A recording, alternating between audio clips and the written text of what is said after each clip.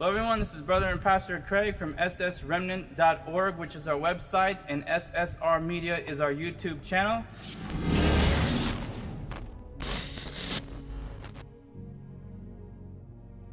And I'm here with Brother Daniel from Follower of Christ 777.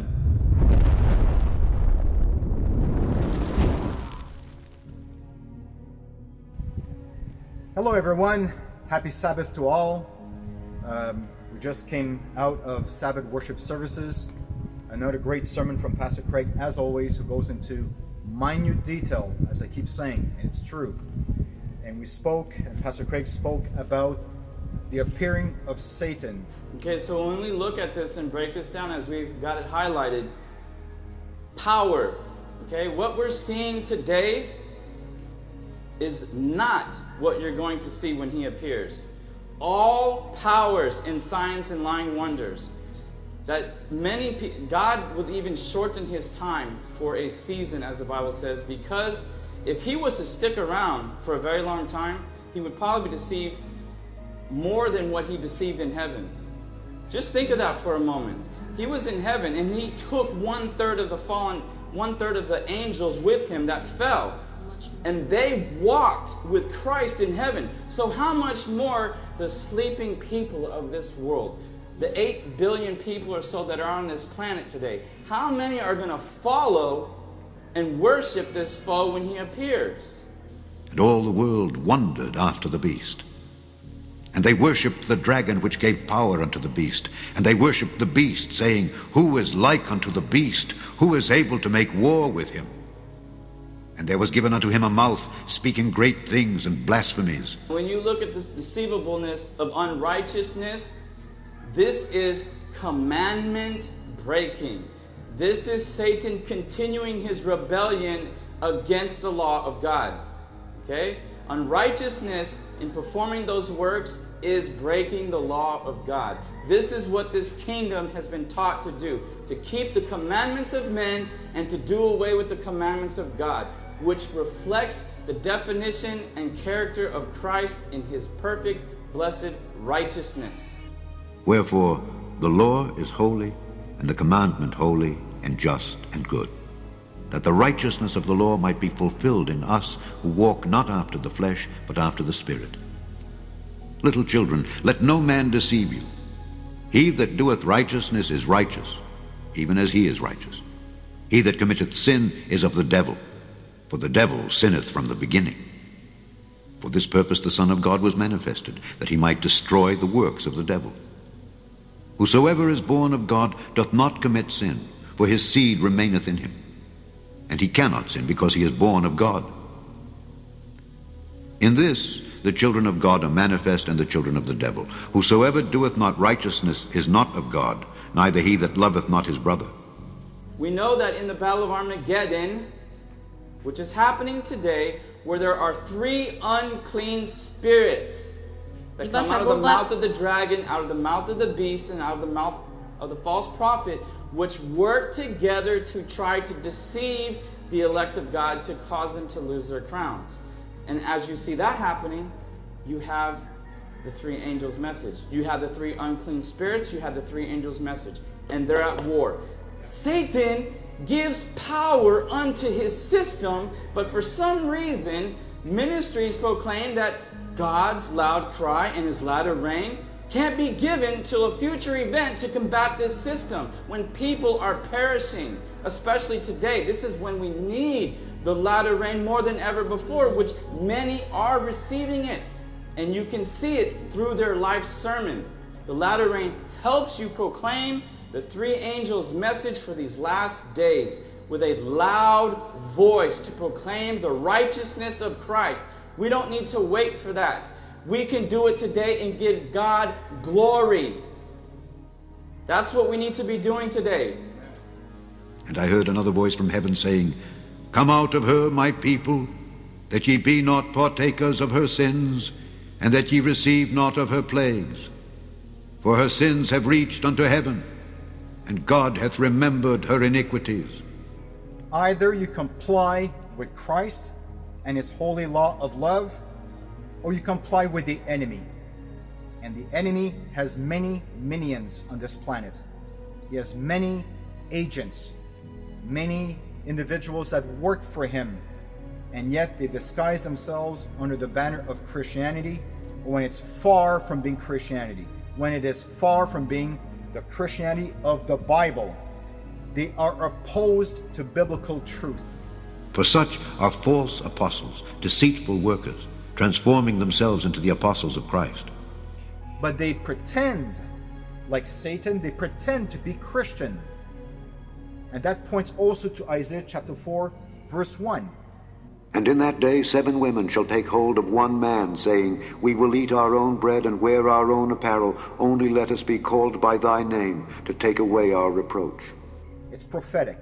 It speaks of today, the fallen Christian churches, the 501c3 Protestant, Orthodox, and yes, the Adventist Church. And even some of these other churches who are offshoots from the SDA Church today, Right.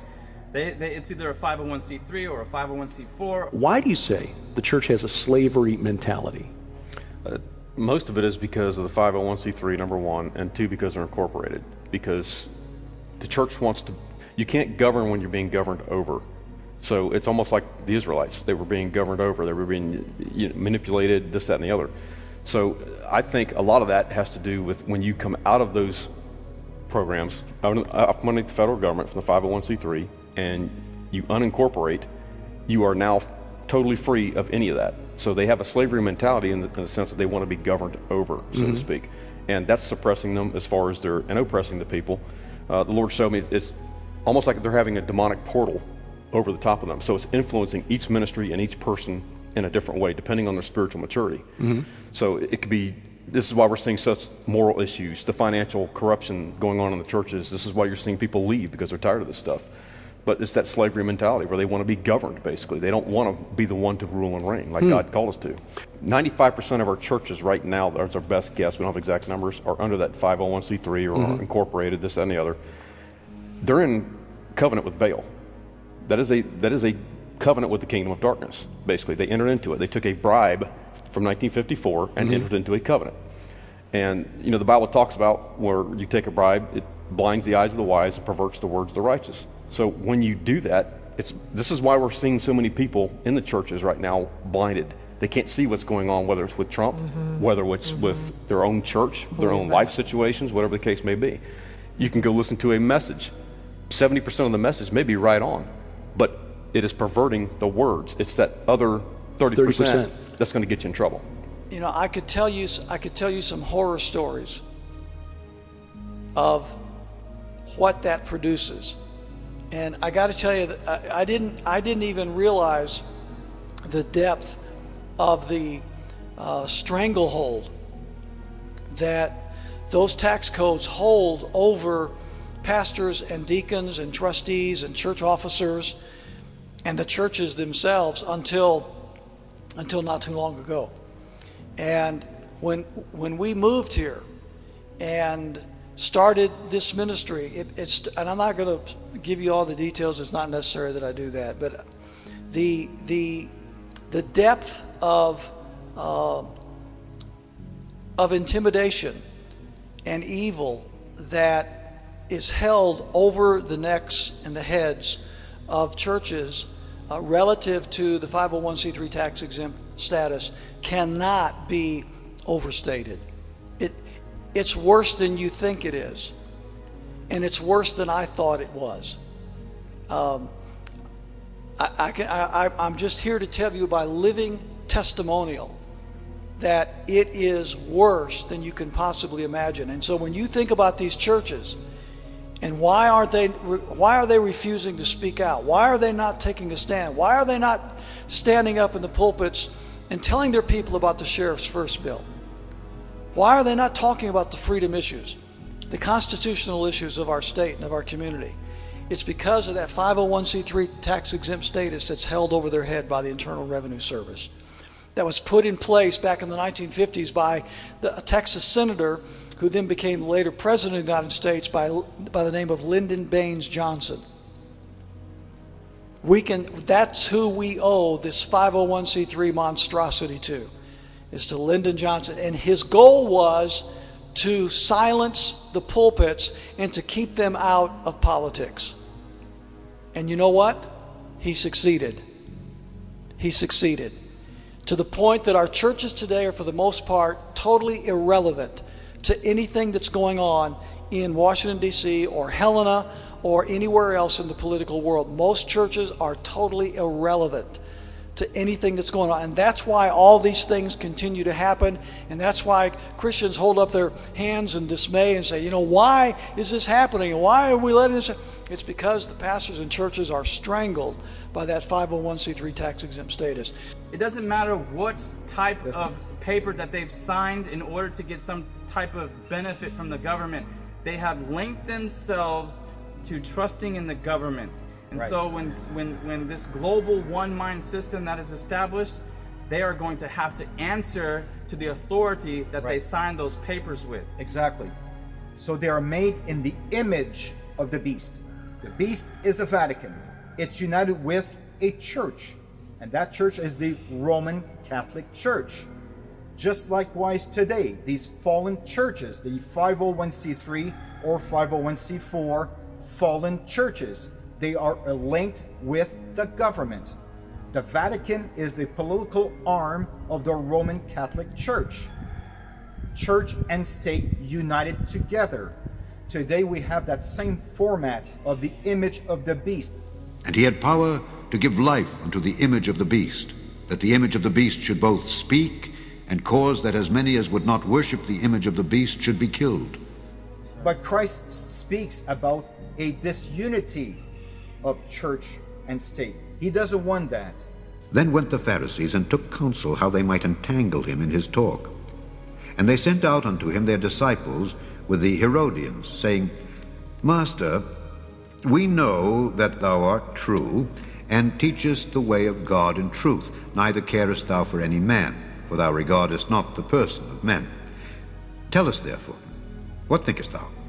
Is it lawful to give tribute unto Caesar, or not? But Jesus perceived their wickedness, and said, Why tempt ye me, ye hypocrites? Show me the tribute money. And they brought unto him a penny. And he saith unto them, Whose is this image and superscription? They say unto him, Caesar's. Then saith he unto them, Render therefore unto Caesar the things which are Caesar's, and unto God the things that are God's. There's a separation of church and state in the Bible, but in today's world, it is not. And that is very dangerous when you unite state or politics with religion. It is very dangerous. And the best example I can think of is Hitler, that monster of a man, a Catholic, who served his Pope, Pope Pius IX, Hitler's Pope. And that's a known fact. There's a good example of politics united with religion. And look what the outcome was. And it's coming back, it's going to come back again to rear its ugly head, as per Revelation chapter 14 verse 13, and Revelation, especially this one here, Revelation chapter 20 verse 4. And Revelation chapter 17 with this global one-mind system of the 10 kings that are going to be doing the same thing as the time of Hitler or Stalin and what have you, under the Vatican's control.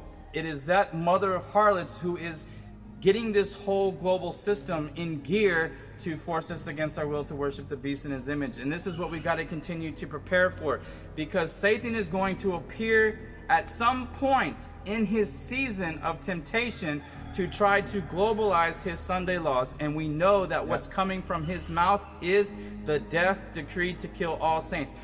This is not going to happen during the plagues when it's too late. Satan's appearing is to deceive everyone he possibly can.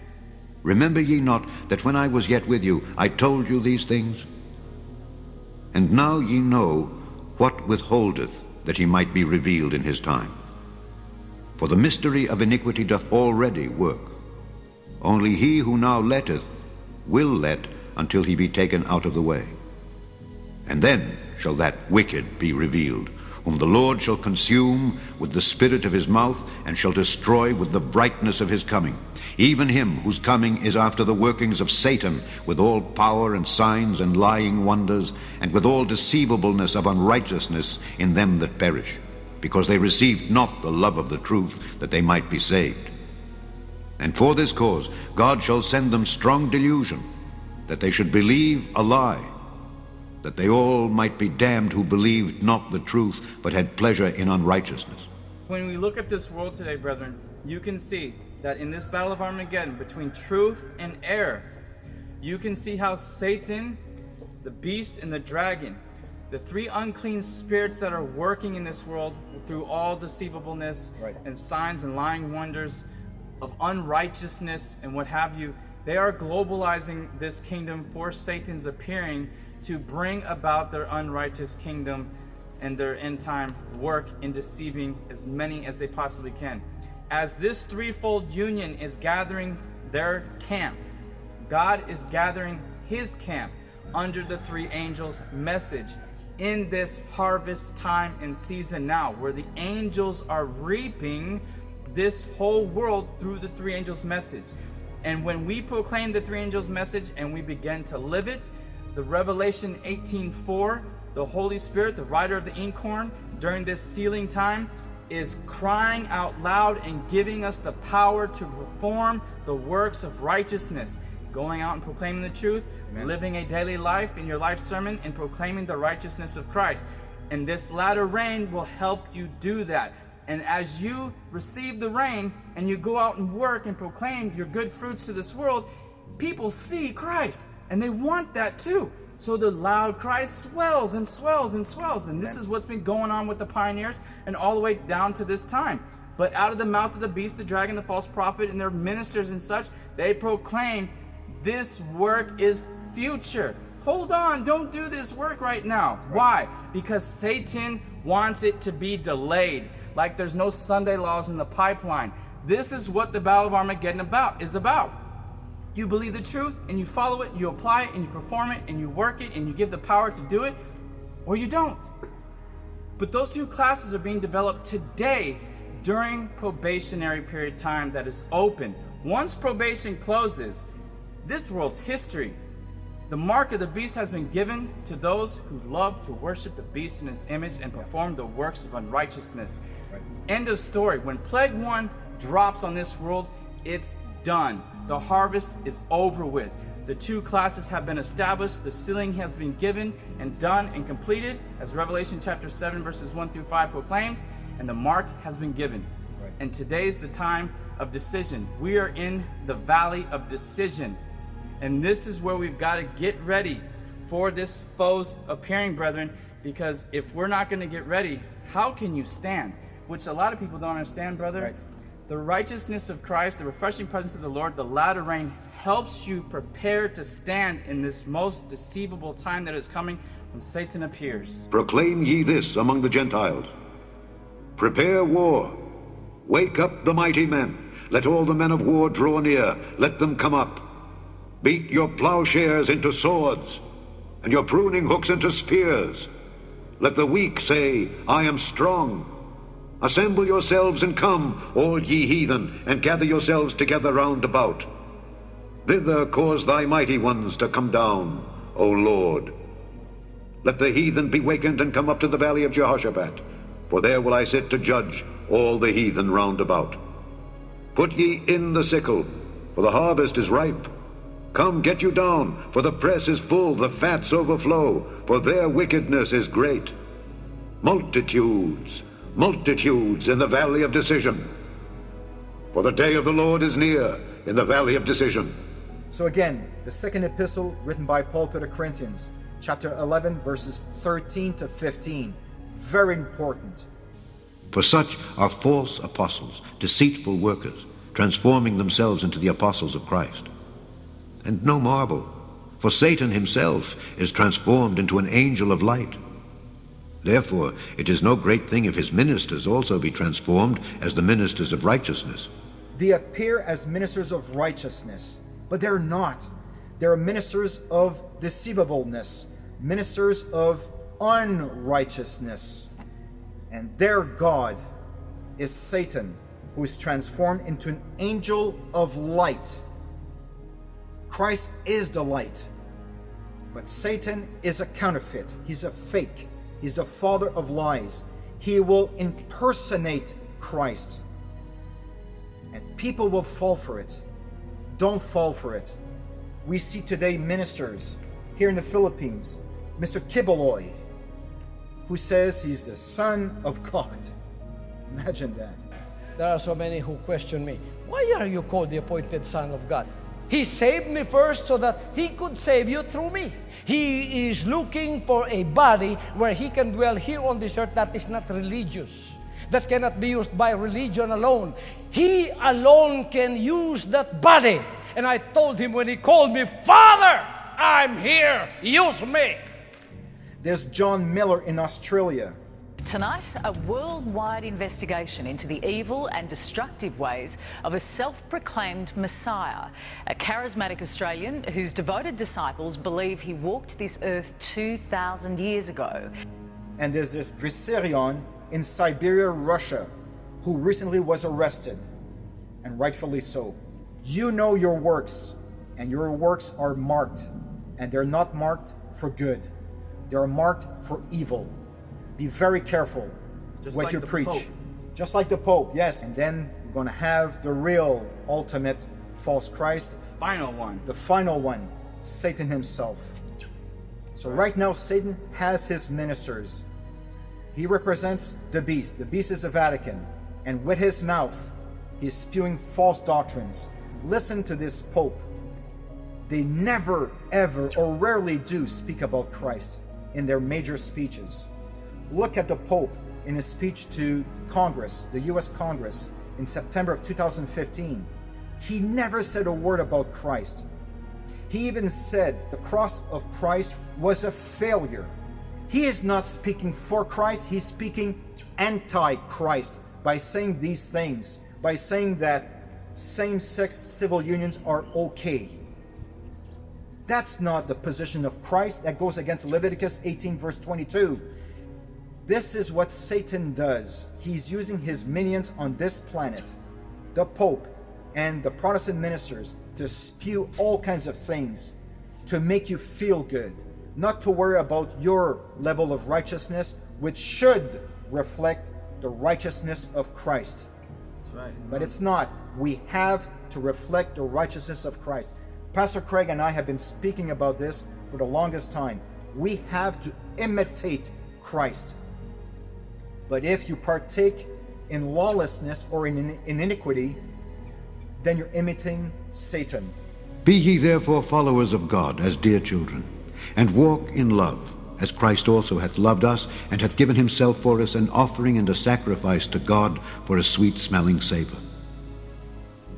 But fornication and all uncleanness or covetousness, let it not be once named among you, as becometh saints. Neither filthiness, nor foolish talking, nor jesting, which are not convenient, but rather giving of thanks. For this ye know, that no whoremonger, nor unclean person, nor covetous man, who is an idolater, hath any inheritance in the kingdom of Christ and of God. Let no man deceive you with vain words, for because of these things cometh the wrath of God upon the children of disobedience. Be not ye therefore partakers with them. For ye were sometimes darkness, but now are ye light in the Lord. Walk as children of light. For the fruit of the Spirit is in all goodness and righteousness and truth, proving what is acceptable unto the Lord. And have no fellowship with the unfruitful works of darkness, but rather reprove them. So in this battle of Armageddon, brethren, put on the armor of God. Put it all on and prepare to stand and to get ready, for the battle is coming, and it's going to intensify greatly in this battle of Armageddon when they set up in the plains of the earth Sunday laws and allow the rain to shower your life and to prepare you to stand in the coming days ahead. May the love, peace, and grace of the Most High God, who lives forever, who is truth, who is love, who shares his prophetic truth with his saints, abide with you in these terrible and chaotic end times. So be it. Amen. Amen. Bye-bye.